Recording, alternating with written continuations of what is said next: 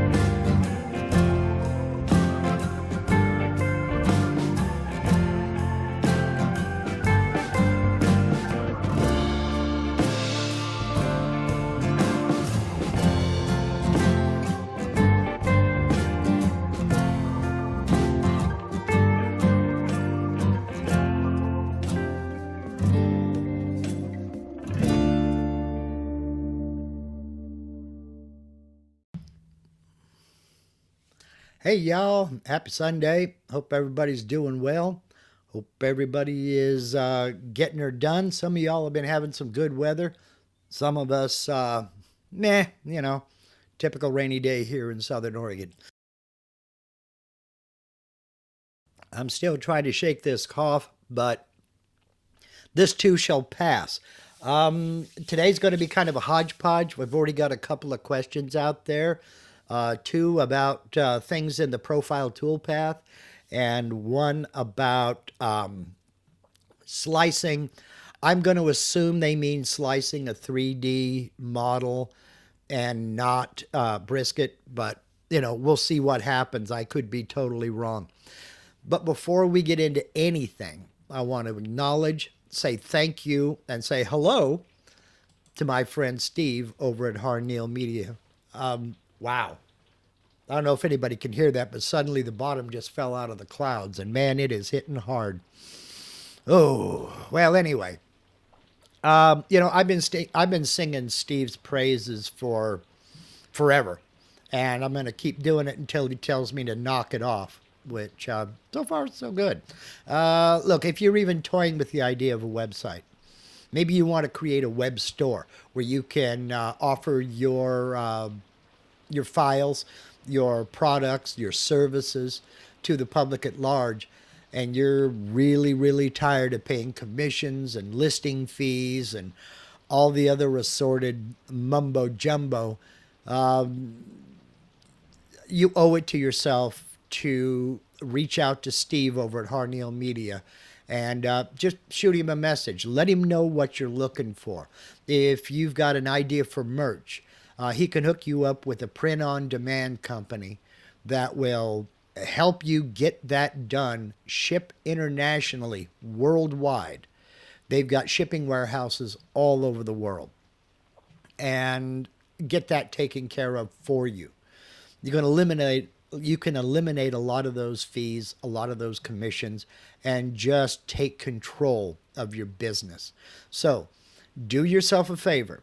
Reach out to Steve over at Harneal Media and hit that contact us link and shoot him a message. It is 100% personalized service with Steve at Harneal Media. When you work with Harneal Media, you work with him, not some nameless, faceless person in a call center somewhere. So thank you, Steve, for everything you do, both here as a moderator and behind the scenes dealing with MarkLindsayCNC.com. You'll find a link down in the description of this live stream and every live stream and video on this channel for a reason. Okay, let's see. Let's get into some of the comments here. Let's see what's going on. All right, there we go. Yeah, okay. Today we've got a couple of questions. Uh-oh. Ellen's got an issue. Thank goodness Mark is on. Here I am. I need a distraction. I'm good at distractions. My part is not right, and it's back to node editing. Ish. Yeah, I hear you. The struggle is real. And now you know exactly what I mean when I say that node editing is an essential skill. And Ellen is demonstrating that fact. If you are not familiar with node editing, you need to familiarize yourself with it sooner rather than later. It's a matter of you are going to get vectors that are not right. It's not a matter of if, it's a matter of when. Whether you do a bitmap trace, or you're importing vectors from a DXF file or a PDF or SVG, whatever, you're going to get vectors that don't match or don't fit what you need. So you've got to familiarize yourself with node editing. And I think the best way to do it, the absolute best way to do it, is to create some script text using a font that is a script and convert it to curves or convert it to vectors, and then get in and node edit and see what I mean about correcting overlaps and correcting intersections and things of that nature. You can use the vector validator to check for those things and then use node editing to go in and clean those up. So, man. Now, let's go ahead and get into some of these questions that we have here. I got a filter, of course. And there we go. The first one comes from, whoops, I just took it off my list. It came from Sam Spade, anyway. And let me go back and find it. Here it is. How does the profile allowance work on a puzzle piece? Do you offset both male and female parts or only one piece? There are both on each piece, the same size on all. This is going to become a problem real quick. What you're going to have to do, and I know you don't want to hear this, this is Dave, channel member, by the way. What you're going to have to do is you're going to have to get in and you're going to have to test. I don't know what you're using as far as a bit, let's say an 1/8 inch end mill on 1/8 inch thick material. You're going to have to get a little bit of extra material and you're going to have to test. The reason is because there are a lot of variables in there. If you're looking for inexpensive 1/8 inch thick material, hit your home improvement center, whether it be Menards, Lowe's, Home Depot, whatever, and go in the lumber department and ask about door skins. They sell door skins. It's 1/8 inch thick Luan. It's not expensive at all. Luan's pretty cheap. And if you have the ability, throw it on your table saw, cut it into smaller, manageable pieces that'll fit on your CNC and practice on those. Because what you're going to find is it's going to depend on the bit geometry. It's going to depend on the puzzle itself, how big it is. But to address your question, let's go ahead and head over to, I'm going to do this in Aspire, but it works the same way in VCarve Pro. I don't have a puzzle piece, but let me go ahead and make one here. I got something about right there. We'll close that, and then I'll take an ellipse, and I'll go right here. And this doesn't look like a puzzle piece at all. And I'll draw another one here, about like so. We're going to fake it. And I'm going to weld those together. That's not what I wanted to do. Control Z. There we go. I'll just use the scissors. On this one, I'll cut that out and that out. And on this one, I'll cut this out and this one out. All right. So we have a male and we have a female. Now, what you're going to have to figure out is, number one, how much of an allowance you want. And number two, which direction it needs to go. So, let's see. Oh, I didn't join those vectors. I guess I didn't have that. Nope, I got 3 vectors here. I didn't have that check mark.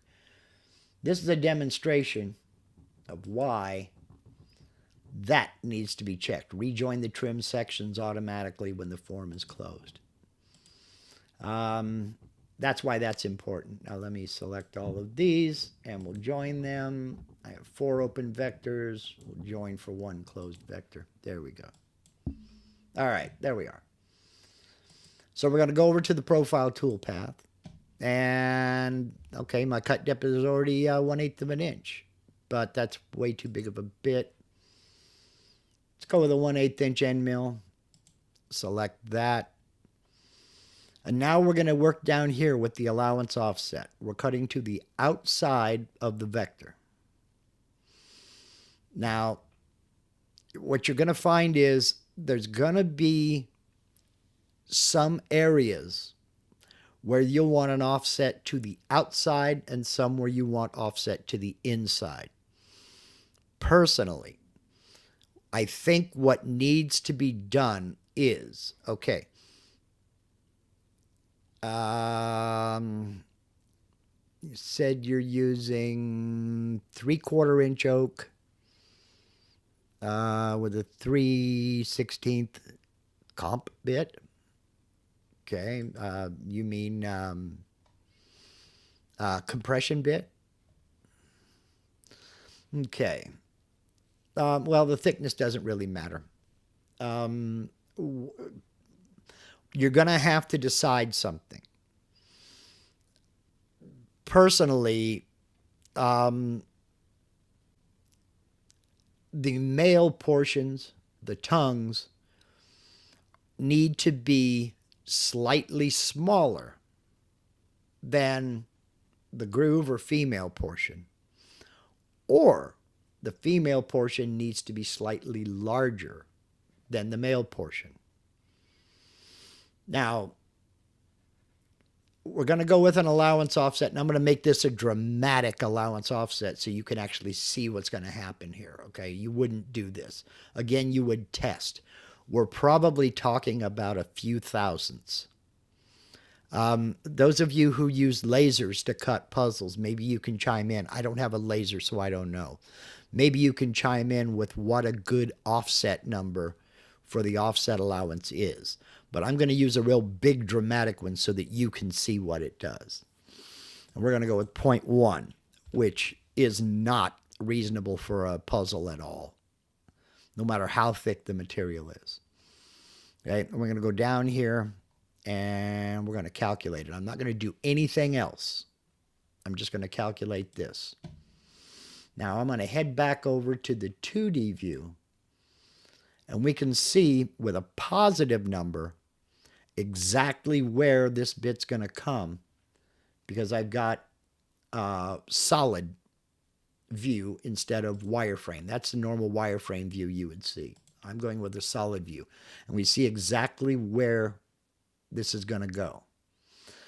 I used a positive number in that offset. So let me go back into that, because that's wrong. We don't want to cut this oversized, and we don't want to cut that smaller. I'm just going to change that to a negative so you can see what we're working with here. And we'll recalculate and go back over to the 2D view, and now we see how far in. So we have made this a little bit smaller, and we've made this just a little bit larger. Okay. Wade Custance, who I know has cut puzzles, he's been using 1/2 millimeter, and it's snug. Wendell says it depends on the accuracy of your laser. Good tolerance is 3/1000. That's inches, correct, Wendell? So let's see, what is 1/2 millimeter? 0.5 mm in inches. That's about 19 thousandths, 196. So a little bit of variance there. Wendell says on a loose machine he'd use 10 thousandths. Okay, 1/2 millimeter is 19, and Wade says that's snug.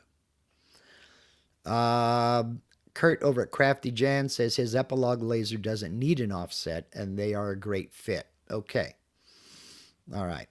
So if you're using puzzle pieces, if you're using 3/4 inch oak to carve these pieces, you're going to have to think about which direction you want to go. Okay. Now, this going with a negative number, and let's go ahead and let's go back here. And see, it was, well, let's just cheat. Let's use the built-in calculator.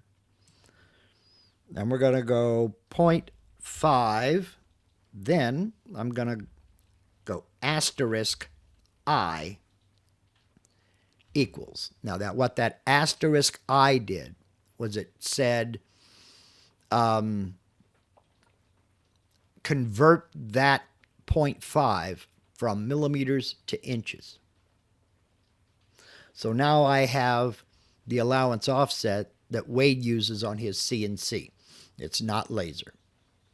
He uses CNC. Okay. Thank you, Wade. But now I know I got to go with a negative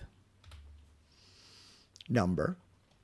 Then shoot down here and we'll recalculate. Now when we take a look at the 2D view, we see how far in we've moved from the vector. Wendell brings up an excellent point. You have to know your machine. Each is different. This is why I say practice in scrap. Practice in scrap. Where do you find the scrap? Well, I hit the free section of Craigslist. Now, I know I just got opposition. Craigslist? What about Facebook Marketplace? I hit the free section on Craigslist because you would be amazed at what folks are throwing away, especially yard sale leftovers. I have no philosophical problem with taking somebody's throwaways and cutting them up. Keep them out of the landfill. You know what I mean? You can't see me. Let me get back over here. Shaboom. But if you look back there, you'll see a stack of wood back there and a piece right there. Those are particle board shelves from a shop that went out of business, and they were going to throw those in the dumpster. I have no problems carving up and practicing on that because it was going to the landfill anyway. But what you'll need to do is you'll need to do all your testing with the bit you plan to use and stick with that bit. Because as Maurice points out here, bit selection is critical. If there's a hook radius on the connecting pieces, the bit has to be able to machine the entire radius. In his experience, 5/1000ths of an inch on both pieces usually gets it. Okay. Now, Maurice, he's going to be cutting this out of 3/4 inch oak. Has that been your experience that on thicker materials? So.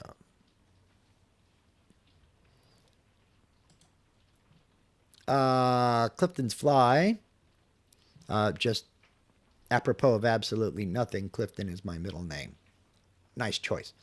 If you press and hold control when you hit calculate, it recalculates the tool path, but without closing the window, which means you see what the changes do without leaving that view. Hey, good tip. Thank you. Let's go check that out.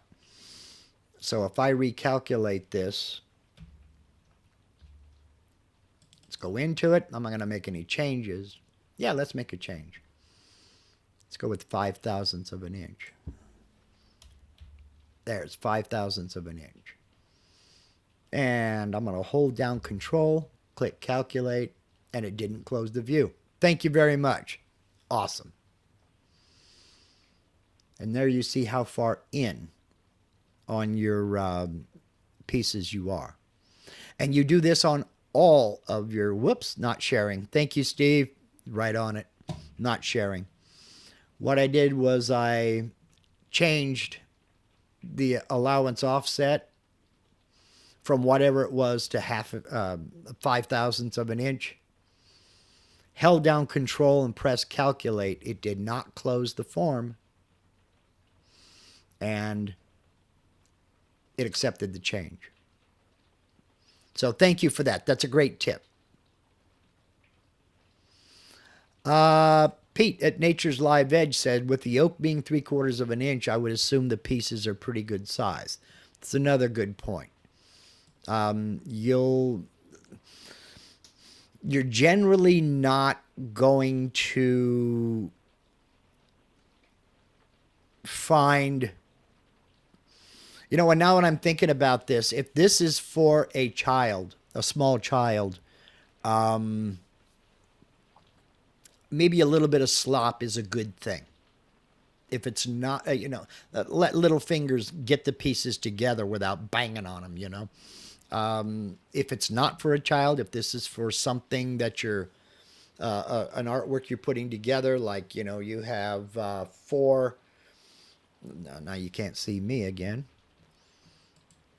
Thank you, Steve. Anyway, if you have four pieces here, for instance, you want to make those four pieces.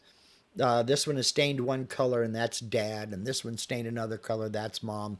Then this one here is junior, and this one here is juniorette. They're all stained different colors, but the pieces put together make one family.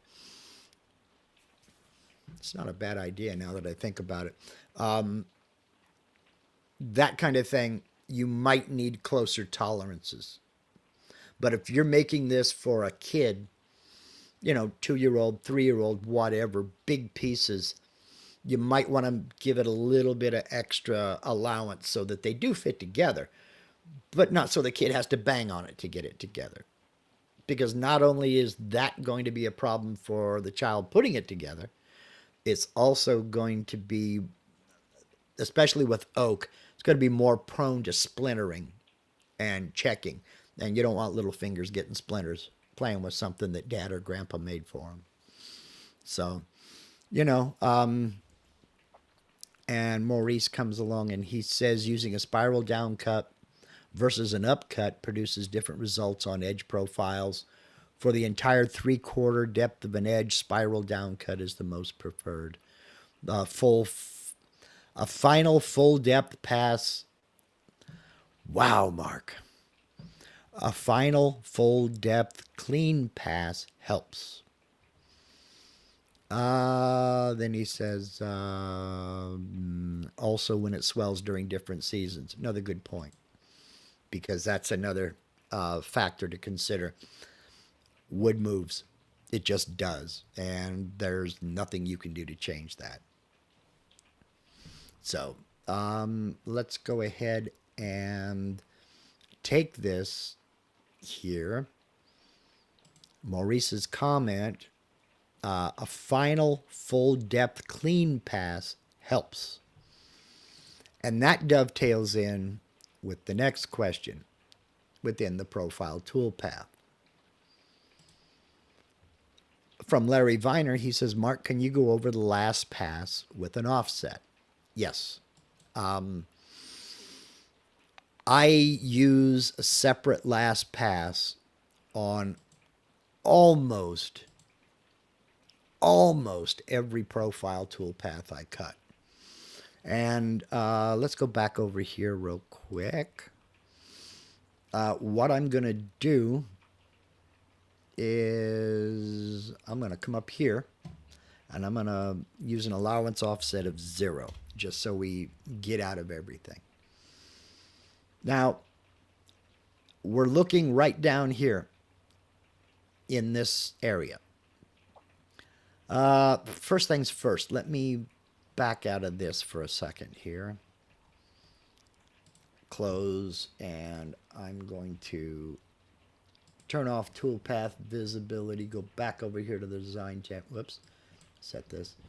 Go back to the design tab for just a second, and I'm going to resize it. Let's make it big. I've got a 12 by 12 inch piece of material. Let's make it worthwhile. Let's set this to 8. And yeah, we'll go with that. We'll just apply. Boom. Now we got a nice big piece. What a separate last pass. I can close that and unpin that. There we go. What a separate last pass is going to do, as Maurice was saying here, a final full depth cleanup pass. Looking at this, let's say we've got this 3/4 of an inch. We're using a 1/8 inch end mill. We have 6 passes it's going to take using these, using this bit, my parameters. When you do a separate last pass, what this means in this case is the first 5 passes are going to be slightly cut outside, away from that vector. How much is going to be depending on this this allowance here. Personally, I always use 10,000ths of an inch, so 0.01. So what that means is the first 5 of these passes, the bit's going to go around and it's going to cut 10,000ths of an inch outside of the vector. Then the last pass, number 6, the bit's going to retract out of the material, move in that 10,000ths of an inch, plunge back down, and cut the full depth in one pass. It's going to cut, but it's only cutting away 10,000ths of an inch. When I use a separate last pass, I always set up a ramp. And I'm going to ramp in for an 1/8 inch bit, a distance of 3/4 of an inch is pretty good. And we're going to go ahead and we're going to calculate this. We're going to calculate that now. All right. So now we're going to read the tool path. I'm going to kind of cock it in over here. And where's our start point? There's our start point. Okay, we see now here. Remember, red lines are rapid moves. That's where the bit is retracted and lifted up out of the material. Light blue lines are plunge moves. So this is going to plunge down close to the surface of the material, and it's going to start ramping in down to this first blue line. The dark blue line is the actual cut.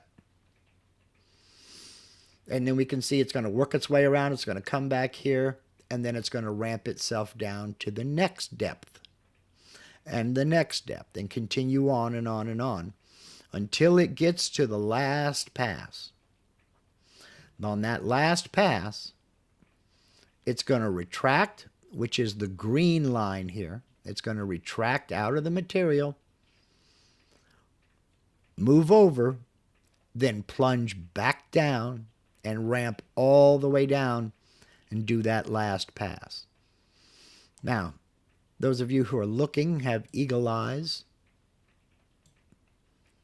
We can look down here and we can see, because I used a positive number, this last pass is actually outside of the vector. So that should have been a negative number. No, it's not. I take that back. It's not to the outside. We go straight to the top and zoom in. We can see that last pass is on the inside. Now if I turn on the vectors, that's where that bit's going to go. Then I turn on, nope, go to 2D view. We can see that that last pass is going to be right on that vector. So, a separate last pass gives you the cleanest surface, or edge surface. If you've noticed, you can, I'm using my hands like you can see me here. If you've ever noticed when you look at the edge of one of your projects, when it plunges down, you have a little kind of a dimple right there where that bit plunged straight down. That is a witness mark to that plunge. And then you notice it plunges down, and then you can see each layer. You can see each edge, where it cut, each cut depth.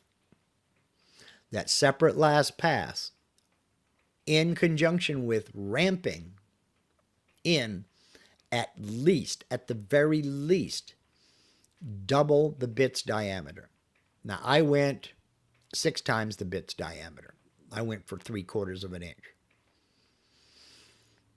You want to ramp in at generally no less than a 45-degree angle. That removes that little dimple, that initial plunge. That takes care of that.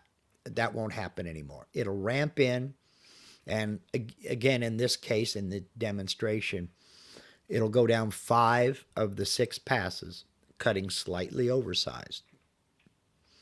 Then on that last pass, the bit will retract out, move over that 10,000ths of an inch, ramp back down to where it's cutting the full depth. And it'll trim all of those witness marks, all of those layer lines, and give you a nice clean surface. So, separate last pass is always the way to go on profile cuts, in my opinion.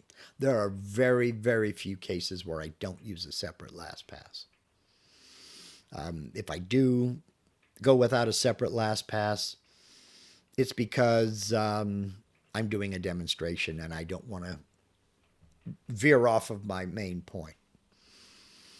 And as far as I'm concerned, for me, just for me, a separate last pass, let's see here, we got 0.01 inches, oops, in millimeters. We're looking at about 1/4 of a millimeter, 0.25 millimeters is the allowance I'm using on a separate last pass. And it works good. It works real good. So, I hope that answered those 2 questions.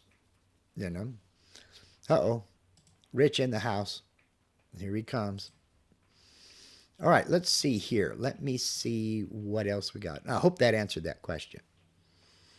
Wade Custance says, if I could give one piece of advice, it would be assigning a tool number for each bit and sticking to it if you can right from the start. Yes, I agree with that wholeheartedly. A lot of, me included, a lot of people are guilty of if you get a 1/4 inch end mill, for example, you use that 1/4 inch end mill topic over in your tool database, or selection in the tool database, for every 1/4 inch end mill you've got, be it upcut, downcut, whatever. The problem with that is the geometry of all of those bits are just slightly different. Even if you've got, even if they're the same manufacturer, because different bits require different geometry. An upcut bit versus a downcut bit, they're going to have different geometry. They have to. They cut in different ways. Now you throw in a compression bit, that's got a different geometry on it. And the resulting cut from all 3 of those bits are going to be different. So you're going to have to test and just watch. Make notes of the edges that you're getting. Let me see, do I have anything here to use? I don't have anything here to use as an example. Yes, I do.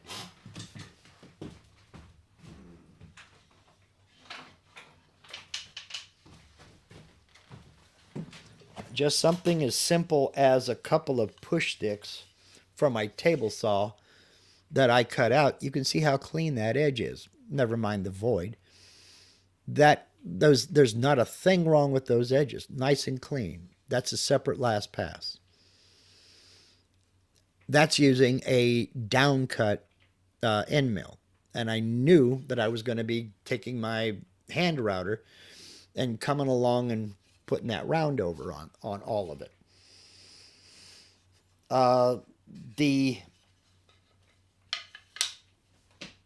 The main point in we're talking about tool geometry is every tool is going to be just slightly different.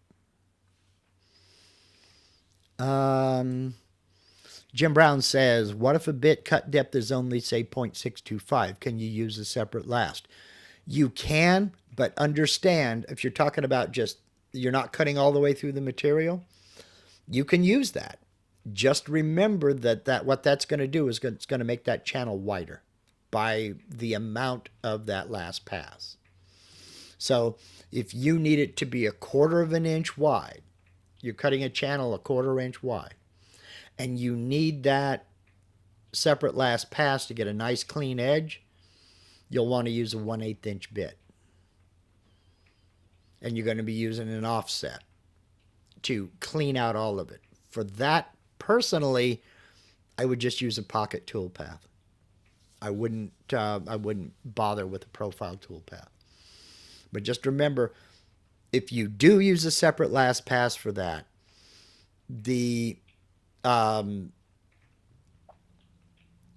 if you're using a separate last pass for that, the actual cut is going to be wider by the amount of that allowance. Okay.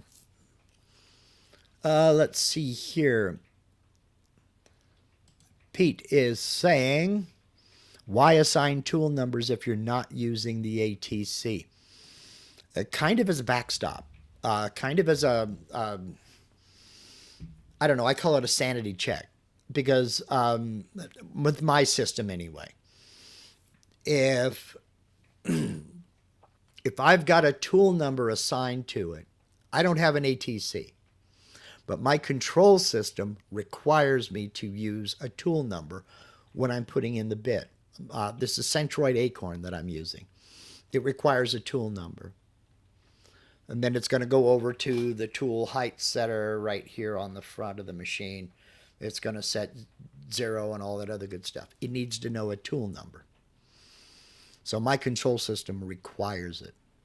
And I don't have an ATC. It's another way to double check that you're actually putting in the right bit. So, and it's not required. If you don't want to use a different tool number, that's fine. I went until I got Centroid Acorn, I went forever with all of my bits being the same tool number because I don't have an ATC. Let's see here. Wendell says, reference when ordering a replacement. That's true. A lot of people don't know. Let me throw that out here. Let's throw that out here real quick. You come up to machine. Tool paths, tool database. And let's just check my 1/4" end mill here. This notes section right here. Let me see, do I have any filled out? I didn't put any links in any of this. There we go. My end mill 1/4" roughing. I got an IDC Woodcraft Beast. That's a link. That's a link. Right here, open in the default web browser, hold down Control and click.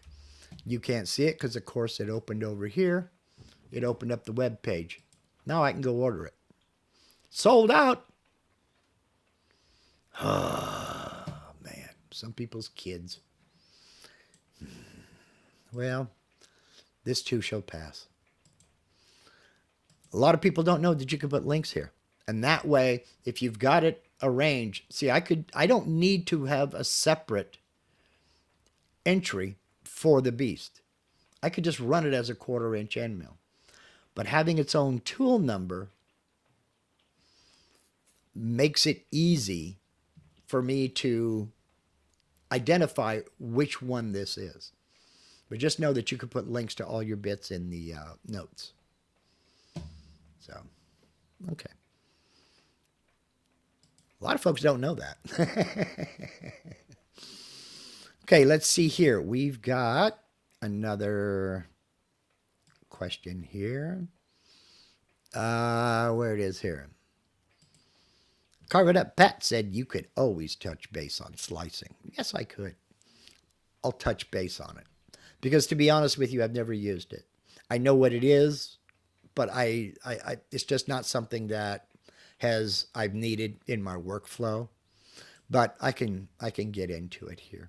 Let's go back over this way, and we'll bring Aspire back in. I don't need that anymore. I can close that. I can get rid of all of these tool paths. Delete all. Don't need any of that. Come back over here to the Design tab. Zoom out. And I don't need that. Vector. All right, let's go. What are we going to do? I need something that is pretty thick. I could do Wally, but I don't think. Let's take a look at Wally Gator here, and we'll make Wally large. I'm going to go over into the Components tab. I'm going to go into Properties, and I'm going to make Wally 7/8 of an inch thick, because that's thicker than my material. So 0.8, whoops, I added another decimal. Do that too much, 875. All right, so Wally's thickness over here in the 3D view. What the devil? Where'd that come from? What's going on here?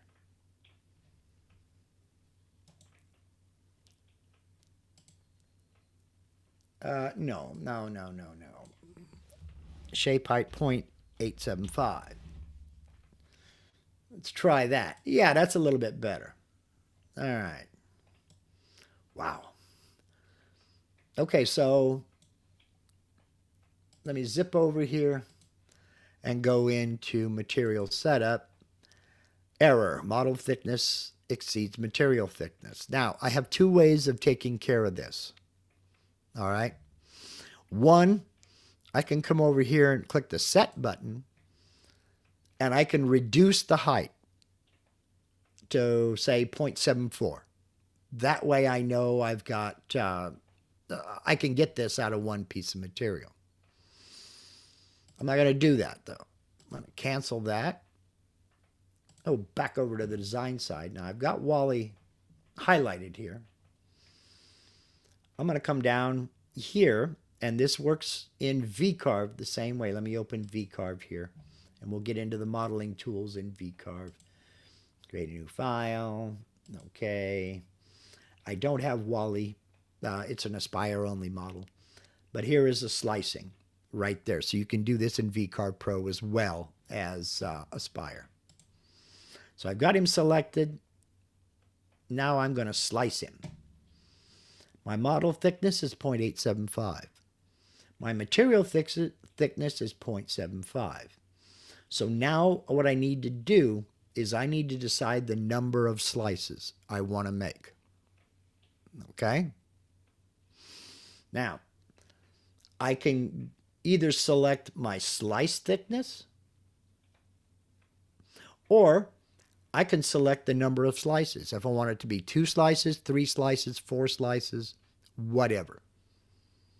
What I'm going to do is I'm going to select the slice thickness of, I'm just going to slice it in half, 0.375. That's my slice thickness. Okay? Set. So now what we see is I've got one slice here, another slice here, and another slice here. Okay? Create boundary vectors? Yes. Slice model. So when it does that, now I have various pieces that I have to move around. Slice number 1. Oops. I didn't go. Oop, come on. There's slice number 1 that I can move up here. All right, let it catch up. There's slice number 2. Nope. Nope, I'll go with this one here. Nope, it's just the 2. Okay. I created vector boundaries, and I really shouldn't have. I should create vector boundaries after the pieces are moved. So I've got a vector boundary here that I don't need. Oh, yep, that's the bottom. Where's the other piece? Come on. Nope, it's only 2 pieces. Okay.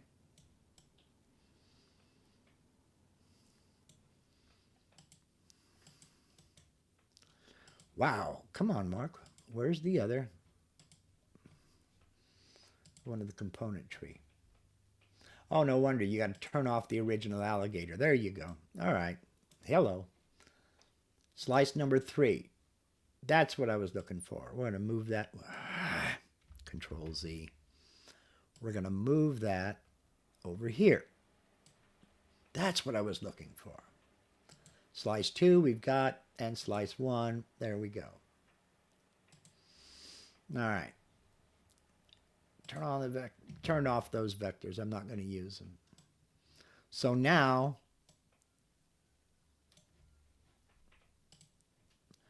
I have Wally broken up into 3 pieces. So this would be one carve. This would be another carve. And this would be another carve. Then after those are cut out, I glue him back together. This is a pretty complex example because if we look up here, we've got little pieces that are going to get lost. It's very, very, very rare that you're going to end up with a little detail like that floating out here in space, even with a 3D carve.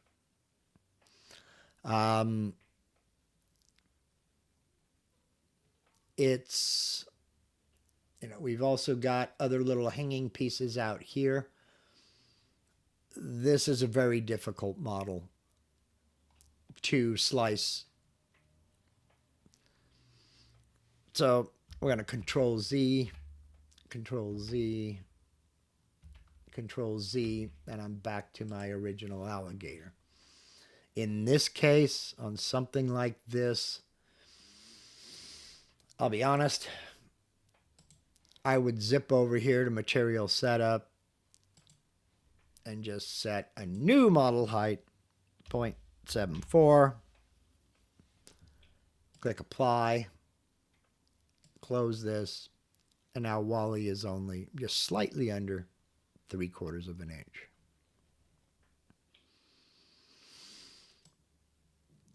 So slicing needs to be selective.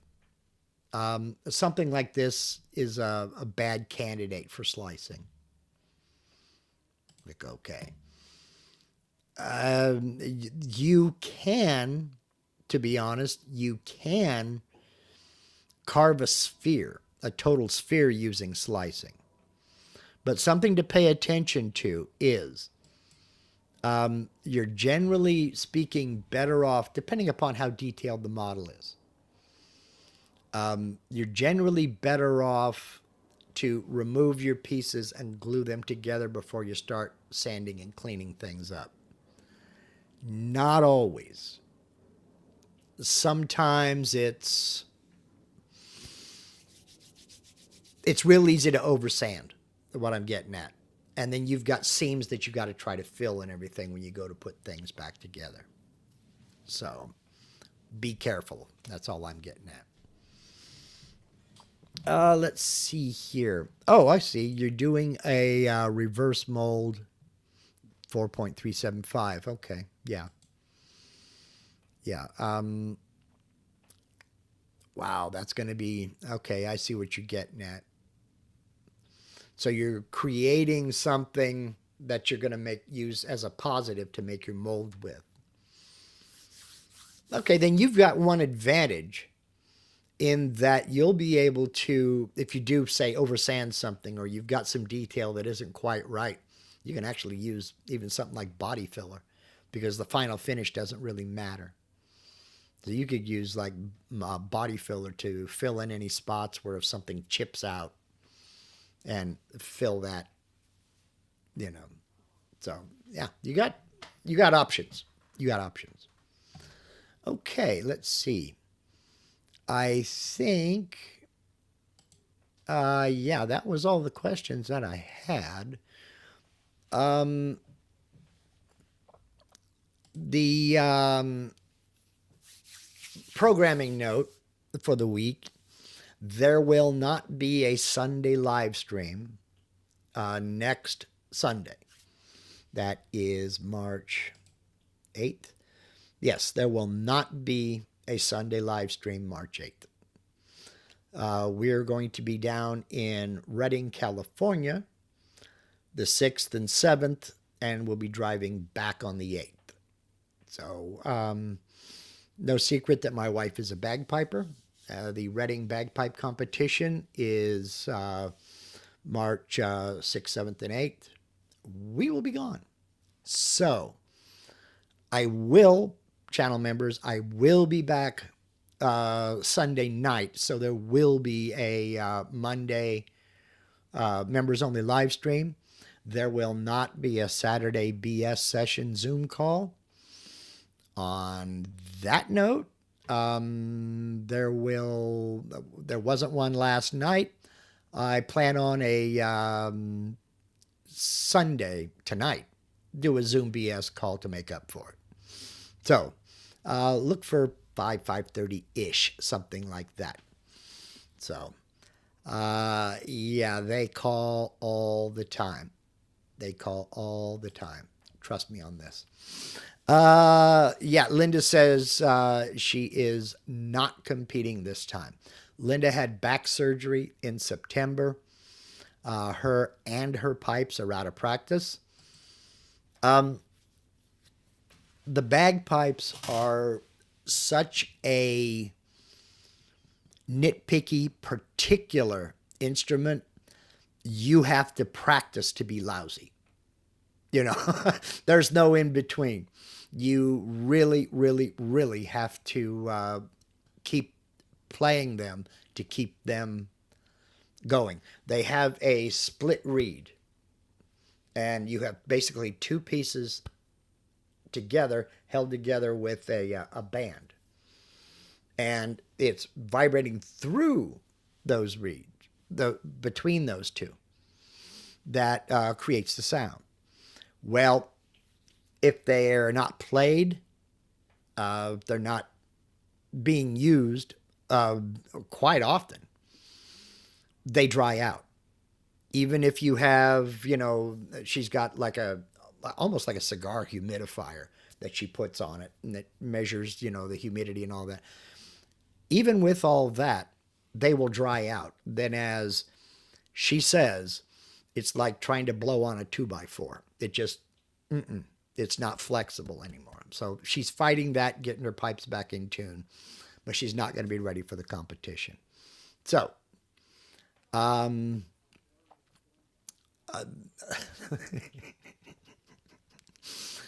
totally apropos of absolutely nothing, we had to have an ash tree removed from our front yard a few days ago.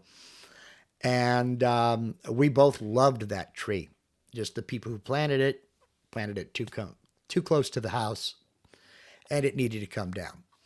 So she, as the last piece of trunk fell, she struck it on the bagpipes and actually played Amazing Grace. Yeah, mourning the death of that ash tree. And the fellow that did the work said that was absolutely the best thing that's ever happened on a tree removal. And he's going to have stories for the next week. So, did you keep any of the ash for projects? No, sir, I did not. There's only about a 12-inch diameter trunk down at the base. Nothing big enough and to use, really, nothing to save. And that is a younger man's game.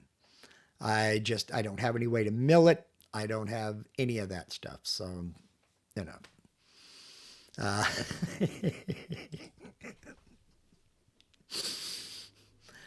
You're not helping, dear. Yep, bagpipes. They put the fun back in funeral. Butch Miller says, up here we wait for the wind to take our trees down. Yeah, that's what we were afraid of. Like I said, they put it too close to the house. And one day I went out there during a fairly brisk, gusty day, blustery day. And not only was the tree wiggling back and forth, I looked down, the ground was heaving like this. Nope, this has got to go. So it came down. That's a shame. We love that tree. Beautiful tree. Anyhow, all right. That was absolutely nothing. Just letting folks know that next way, yeah, maybe you put the. Well, I didn't put either of them anywhere, you know.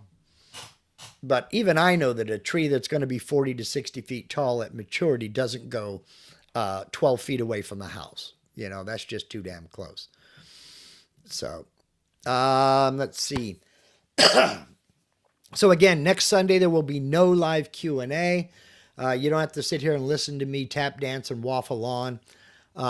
Channel members, there will be a Monday live stream, but there will not be, I don't know, since my better half is here, she can tell me, are we leaving Thursday or Friday?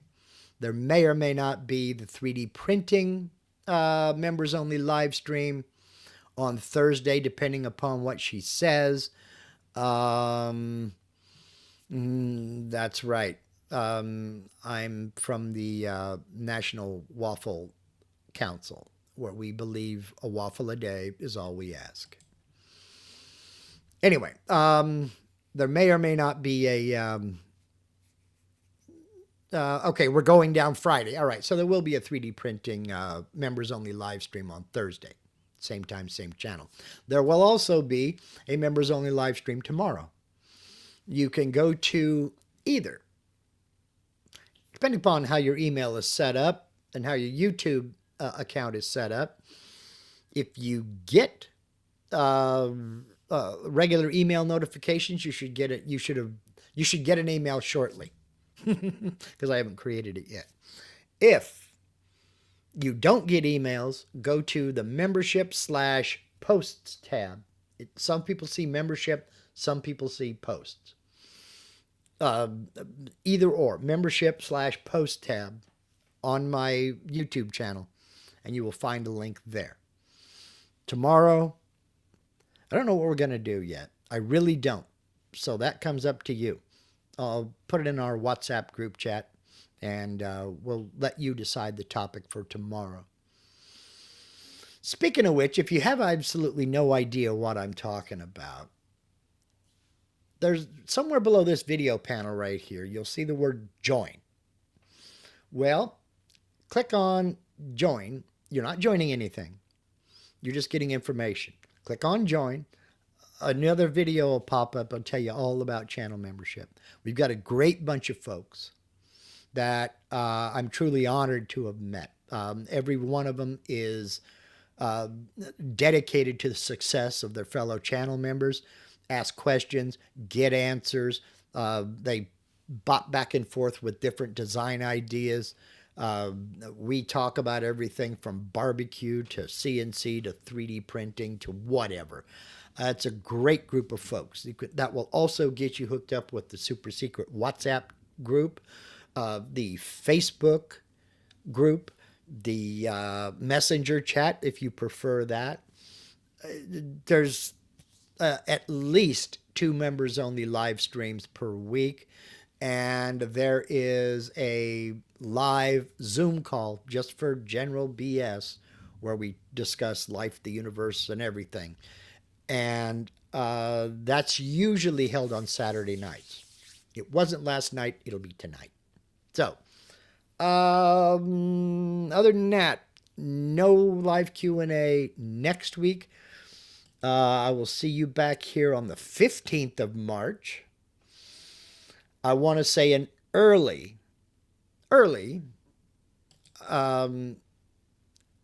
happy anniversary to my lovely bride, Linda. March 4th will be 38 years. They said it would never laugh.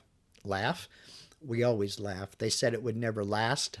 I'm looking at you, sis-in-law. She's the light of my life. She's my reason to keep going on. And I love you. I appreciate you. And if I had it to do all over again, I'd gladly do it all over again. Thank you for choosing me. For everybody else, I will see you in 2 weeks. Members, I'll see you next week. Or see you tomorrow. Who am I kidding? Y'all take care. You all know what's going on.